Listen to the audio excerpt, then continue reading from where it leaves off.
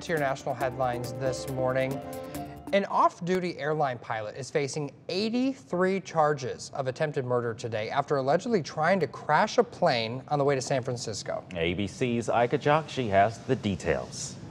This morning, the FBI is investigating after an off-duty pilot allegedly tried to crash a passenger plane. Alaska Airlines Flight 2059 left Everett, Washington for San Francisco Sunday, packed with 80 passengers. And in the cockpit, 44-year-old Joseph Emerson, an off-duty pilot with Alaska Air, hitching a ride in the jump seat. Soon after takeoff, officials say Emerson tried to cut the plane's engines by pulling the fire extinguisher handles, known as the T-handles. The T-handle, which is what this individual tried to pull on each engine, actually turns the engine off and prepares it for a fire extinguisher. The problem is, at high altitude, you can get the engines restarted. At low altitude, there could be a fatal result. The crew was able to overpower Emerson, handcuffing him to a seat in the cabin. We've got the guy that tried to shut the engines down out of the cockpit.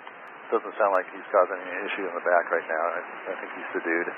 The pilots then diverted to Portland, where Emerson was taken into custody. After we did land and the gentleman was escorted off, the flight attendant got back on the speaker and said, plain and simple, he had a mental breakdown. The FAA relies on pilots to self-report any mental health conditions during annual visits with aviation medical examiners. Pilots only get additional psychological testing if it's requested by their examiner. The FAA recently acknowledged hiring additional mental health professionals. As for Joseph Emerson, a neighbor described him as friendly. We just can't imagine him doing anything that would hurt anyone. Ika Jakshi, ABC News, Washington. FAA records